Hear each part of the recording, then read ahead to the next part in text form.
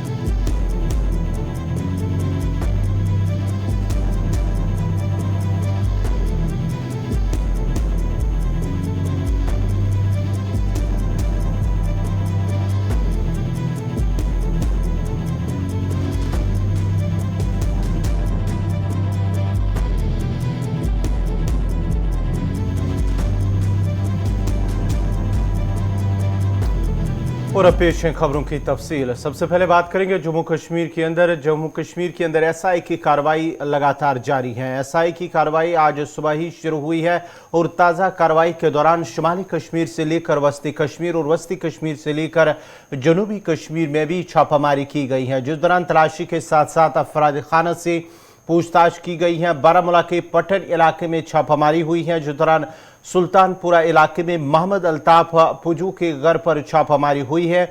SI की team के हमरा पुलिस और सीआरपीएफ एहलकार भी वहां पर मौजूद थे, जबकि जनूबी कश्मीर के शोपियां के आवनीरा और वची इलाकों में भी छापामारी कार्रवाई अंजाम दी गई है।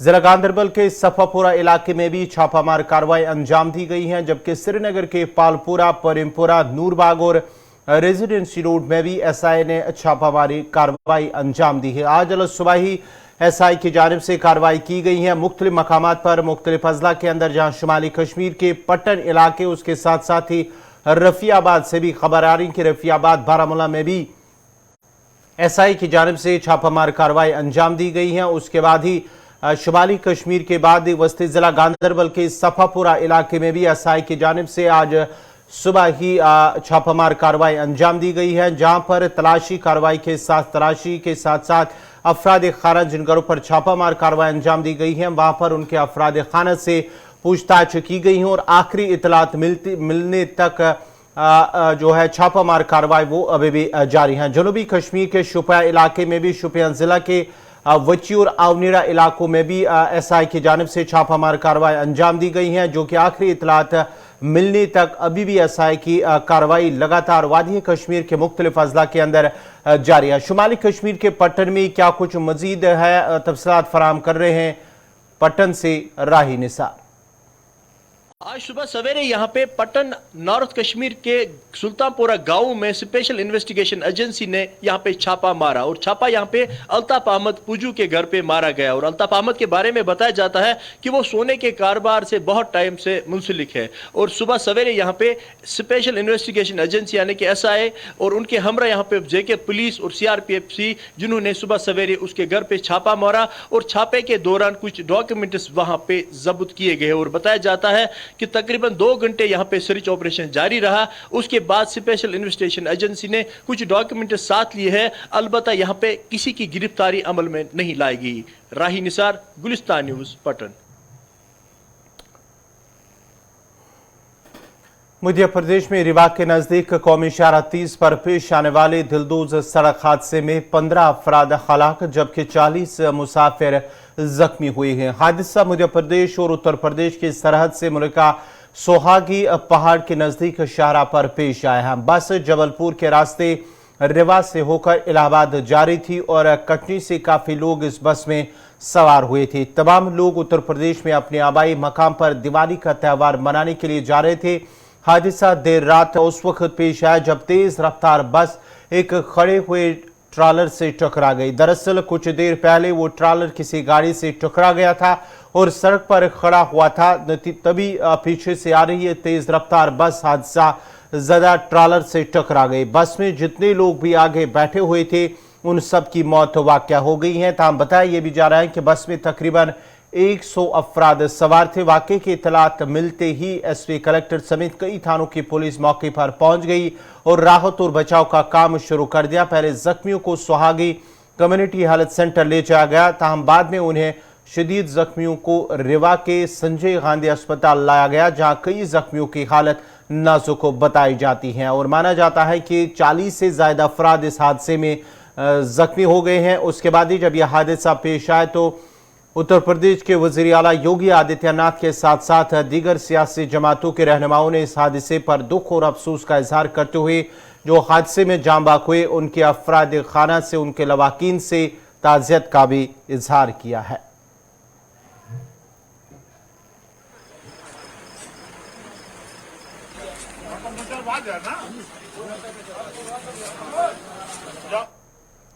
वादी में इजाफे राशन स्कीम बंद होने से सार्फिन परेशान नजर आ रहे हैं। सार्फिन का कहना है कि 5 किलो चावल फराम करना जरूरत को पूरा करने के लिए काफी नहीं है। उन्होंने कहा कि लोग पहले ही परेशान हैं और अब इजाफी राशन बंद करने से उनके मुश्किलात में मजीद इजाफा हो गया। उन्होंने एलजी से इस हवाले से मुदाखलत की अपील की है। काफी मैसिव कट हो चुका है, रिड्यूस हो चुका है, केरोसिन भी बाजार में नहीं है। 5 किलो ये देते हैं एक राशन कार्ड पे। मैं गुजारिश करना चाहता हूँ एलजी एडमिनिस्ट्रेशन को, आप ज़रा इस बात पे गौर कीजिए कि 5 किलो पे क्या बन सकता है। इसमें जो मैक्सिमम जो डाउन ट्रॉडन पीपल्स है, ST जो माइनॉरिटी डाउन ट्रॉडन पीपल है, माइनॉरिटीज है, उनके ऊपर ज़्यादा असर पड़ गया। मैं यही गुजारिश कर 2016 में JKFES के तहत जो हमें कोटा मिलता था, हम एलजी एडमिनिस्ट्रेशन से हमें मुफ्त नहीं चाहिए। अगर एडिशनल कोटा हमें मिल रहे तो उस पर हम पैसा दे देंगे, मगर ये 5 किलो इस पे क्या हमारा बन सकता है। दूसरा रहा मसला, एक चीज़ साथ साथ राशन केरोसिन भी गायब है बाज़ारों में। अगर यहाँ कश्मीर प्रोविंस में ये राशन को थोड़ा बहुत बढ़ा देंगे, एडिशनल कोटा हमें जो प्रोवाइड करेंगे 5 किलो के अलावा, ले रहे क्या हो जाएगा। 5 किलो राशन से किसका अयाल पलेगा। एक आदमी भी अपना पेट महीने भर 5 रुपए इस 5 किलो के राशन पर नहीं भर सकता है। और उसके बदले में इनको मिलता था, किसी को 5 केजी, कोई 10 केजी, 20 केजी, 40 केजी, 15 रुपए के। और हम ये भी कह रहे थे उससे पहले कि जो 5 केजी मुफ्त मिलता था राशन उसको बढ़ा देना चाहिए। और सरकार तो उल्टा ही कर रही है हर बार। लिहाजा सरकार को भी, एलजी सरकार को भी, इंतज़ामिया को भी और ये जो वाबस्ता है डिपार्टमेंट मुतल्लिका महकमा, इनको फिर से गौर पर करना पड़ेगा। गरीब आवाम, मजलूम आवाम, इनके दुख दर्द को समझना पड़ेगा। और जो अभी 15 रुपए का एवज में 4 किलो 10 किलो राशन एक्स्ट्रा मिलता था, आज बहुत अफसोस का मुकाम है सरकार ने वो भी बंद कर दिया। सरकार निवाला छीन रही है गरीबों से। मुंह तक गरीब मजदूरी करके, मेहनत मशक्क़त करके, 4 पैसे कमाकर 2 निवाले मुंह तक लाती है। और सरकार इतनी जालिम है, सरकार इतनी गुंडागर्दी पर आई है कि वो निवाले भी छीन रहे हैं इनसे। मैं गुजारिश करूंगा सरकार से, हम गुजारिश करेंगे एलजी इंतज़ामिया से, हम गुजारिश करेंगे मुतल्लिका महकमे से कि वो इन लोगों की रखवाली करें, इनके पेट का ख्याल रखें। उधर महकमा उमूर सारिफीन व अवामी तकसीम कारी के डायरेक्टर डॉक्टर अब्दुल सलाम भी ने कहा है कि हुकूमत की जानिब से सारिफीन को इजाफी राशन फराम करने के लिए शुरू की गई स्कीम को फिलहाल रोक दिया गया। तमाम सारिफीन को हर माह 5 किलो राशन आमतौर पर मिल रहा है क्योंकि इसमें कोई कमी नहीं की गई। उन्होंने उम्मीद जाहिर करते हुए कहा कि बहुत जल्द इस हवाले से कुछ इकदाम उठाए जाएंगे। जो पहले FPS कहते थे ना, इसको जो एडिशनल होता था उसको देते थे हम, जिसको कम पड़ता था उसको देते थे वो, उससे लेकिन उसको 15 रुपये में मिलता था वो। तो लेकिन वो बंद किया गवर्नमेंट ने वो स्कीम को। तो अब जो भी नॉर्मल है, जो नॉर्मल नफसा में मिलता है PH वालों को या NPH वालों को, तो वो तो नॉर्मल मिलेगा ही, मिलेगी, उसमें कोई कमी नहीं हुई है। काफी तो वो तो हमने लिखा है, गवर्नमेंट को तो पता है, तो लेकिन अब बंद किया है तो हम उसमें कुछ नहीं कर सकते हैं क्योंकि वो हम तक नहीं है वो। हाँ हाँ बिल्कुल बिल्कुल, जो नॉर्मल मिलता है मिलेगा वो। जो नफसा में 5 किलो मिलता है ना, हर एक को 5 किलो मिलता है। हाँ AY को मिलता है एक राशन कार्ड को 35 किलो, एक राशन कार्ड को 35 किलो, चाहे 2 उसमें होंगे, 3 होंगे, 4 होंगे, उसको 35 किलो मिलेगा। लेकिन जो बाकी है PH वाले, यानी BPL में दो कैटेगरीज है, AY और PH को 5 किलो पर हेड मिलता रहेगा। देखो मैंने कहा ना, जो भी अगर कोई डिमांड आ गई तो मैं। मुल्क के वज़ीर-ए-आज़म नरेंद्र मोदी की जानिब से वीडियो कॉन्फ्रेंसिंग के जरिए रोज़गार मेले का इफ्तिताह किया गया है, जहाँ पर करीब 10 लाख नौजवानों को, जो तालीम याफ्ता नौजवान हैं, उन्हें रोज़गार फराम किया जाए। एक रिक्रूटमेंट ड्राइव चलाई जाएगी जहाँ पर उन तालीम याफ्ता बेरोज़गार नौजवानों को रोज़गार मिलेगा और साथ ही साथ इस रोज़गार मेले के तहत तकरीबन 75 हज़ार जो न्यूली अपॉइंटीज़ हैं उन्हें जो है अब इस हवाले से अपॉइंटमेंट लेटर भी उनको हैंडओवर की जाएगी। स्थितियां बदल रही हैं, देश की कार्य संस्कृति बदल रही है। साथियों, आज अगर केंद्र सरकार के विभागों में इतनी तत्परता, इतनी एफिशिएंसी आई है, इसके पीछे 7-8 साल की कड़ी मेहनत है, कर्मयोगियों का विराट संकल्प है। वरना आपको याद होगा, पहले सरकारी नौकरी के लिए अगर किसी को अप्लाई करना होता था तो वहीं से अनेक परेशानियां शुरू हो जाती थी। भांति भांति के प्रमाण पत्र मांगे जाते, जो प्रमाण पत्र होते भी थे उनको प्रमाणित करने के लिए आपको नेताओं के घर के बाहर कतार लगा के खड़ा रहना पड़ता था, अफसरों की सिफारिश लेकर के जाना पड़ता था। हमने सरकार के शुरुआती वर्षों में ही इन सभी मुश्किलों से युवाओं को मुक्ति दे दी। सेल्फ एटेस्टेशन, युवा अपने सर्टिफिकेट खुद प्रमाणित करे, ये व्यवस्था की। दूसरा बड़ा कदम हमने केंद्र सरकार की ग्रुप C और ग्रुप D इन भर्तियों में इंटरव्यू को खत्म करके उन सारे परंपराओं को उठा लिया।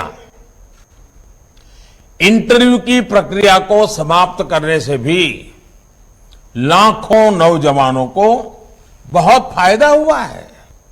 साथियों, आज भारत दुनिया की 5वीं बड़ी अर्थव्यवस्था है। 7-8 साल के भीतर हमने 10वें नंबर से 5वें नंबर तक की छलांग लगाई है। ये सही है कि दुनिया के हालात ठीक नहीं है। अनेक बड़ी बड़ी अर्थव्यवस्थाएं संघर्ष कर रही हैं। दुनिया के अनेक देशों में महंगाई हो, बेरोजगारी हो, अनेक समस्याएं अपने चरम पर है। 100 साल में आए सबसे बड़े संकट के साइड इफेक्ट्स 100 दिन में चले जाएंगे, ऐसा न हम सोचते हैं, न हिंदुस्तान सोचता है और न ही दुनिया अनुभव करती है। लेकिन इसके बावजूद संकट बड़ा है, विश्वव्यापी है और उसका प्रभाव चारों तरफ हो रहा है, दुष्प्रभाव हो रहा है। लेकिन इसके बावजूद भारत पूरी मजबूती से लगातार नए नए इनिशिएटिव लेकर के, थोड़ा रिस्क लेकर के भी ये प्रयास कर रहा है कि ये जो दुनिया भर में संकट है उसको से हम हमारे देश को कैसे बचा पाए, इसका दुष्प्रभाव हमारे देश पर कम से कम कैसे हो। बड़ा कसौटी काल है, लेकिन आप सबके आशीर्वाद से, आप सबके सहयोग से अब तक तो हम बच पाए हैं।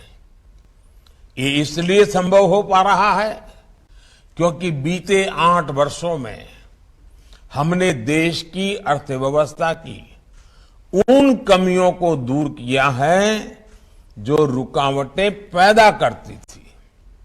साथियों, इस देश में ऐसा वातावरण बन रहा है जिसमें खेती की, प्राइवेट सेक्टर की, छोटे और लघु उद्योगों की ताकत बढ़े।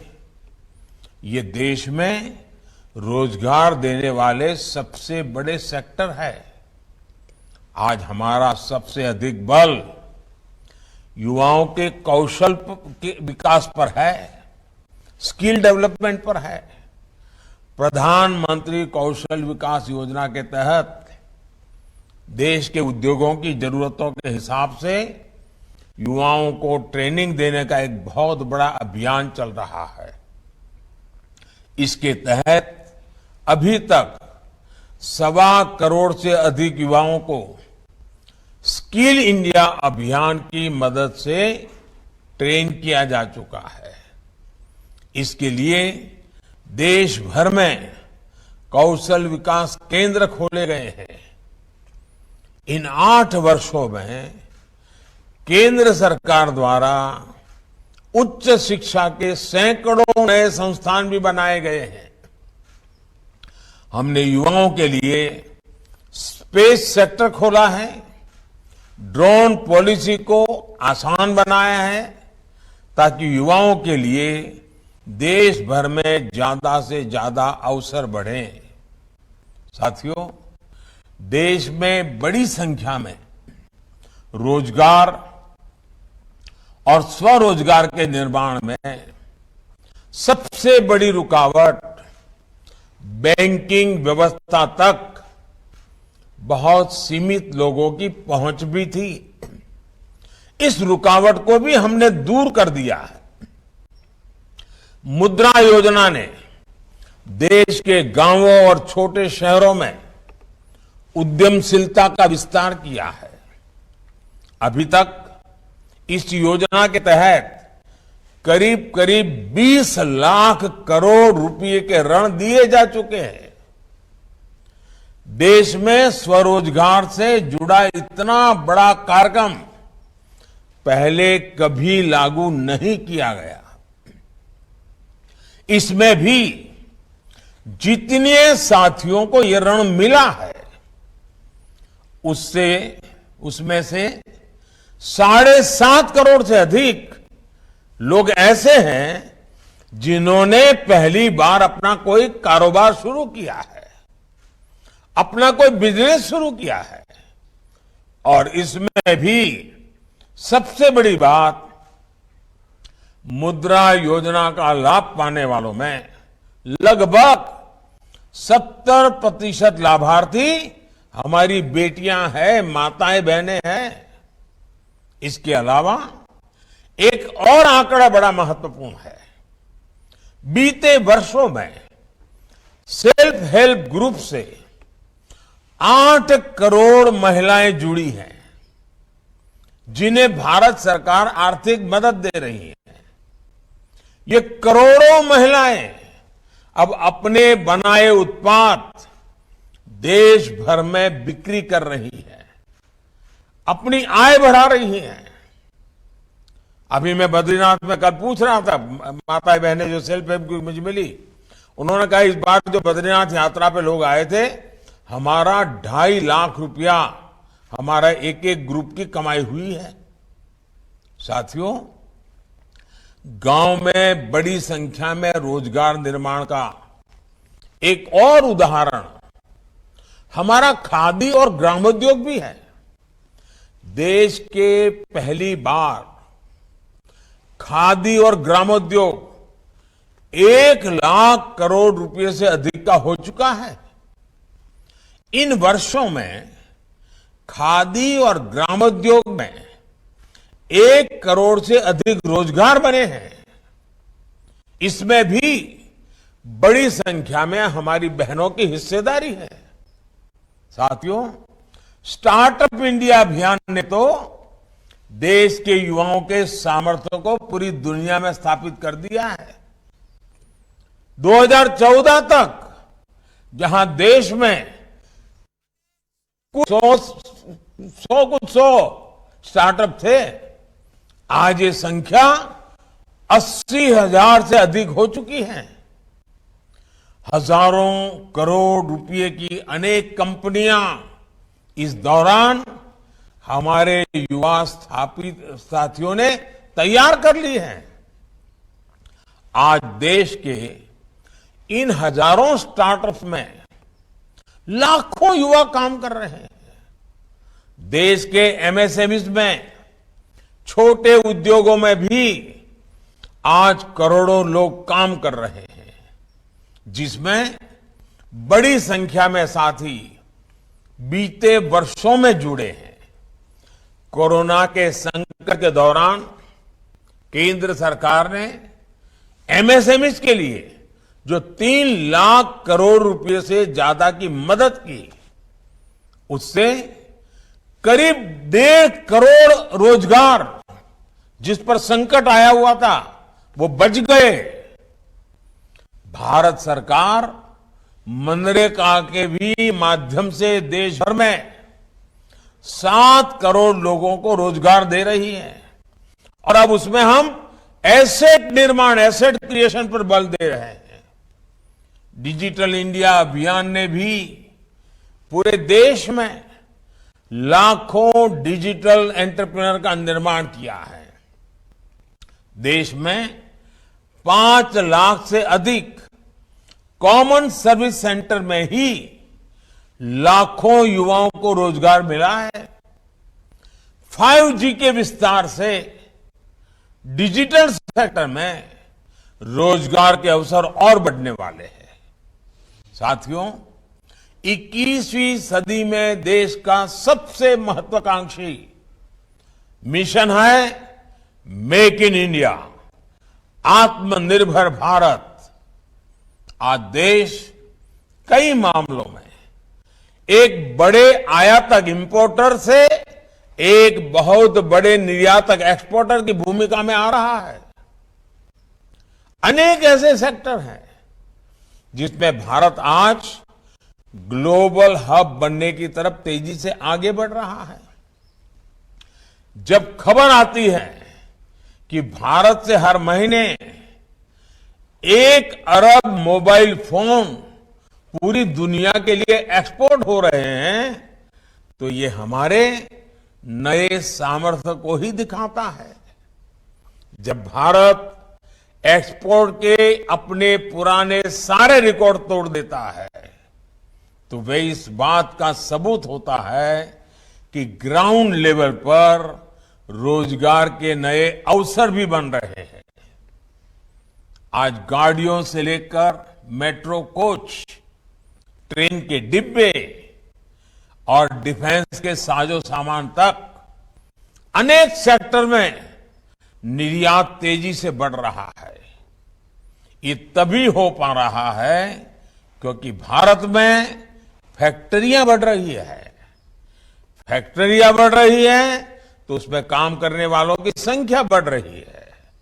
साथियों, मैन्युफैक्चरिंग और टूरिज्म 2 ऐसे सेक्टर हैं जिसमें बहुत बड़ी संख्या में रोजगार मिलते हैं। इसलिए आज इन पर भी केंद्र सरकार बहुत व्यापक तरीके से काम कर रही है। दुनिया भर की कंपनियां भारत में आए, भारत में अपनी फैक्ट्रियां लगाएं और दुनिया की डिमांड को पूरी करें। इसके लिए प्रक्रियाओं को भी सरल किया जा रहा है। सरकार ने प्रोडक्शन के आधार पर इंसेंटिव देने के लिए पीएलआई स्कीम भी चलाई है। जितना ज्यादा प्रोडक्शन उतना अधिक प्रोत्साहन, ये भारत की नीति है।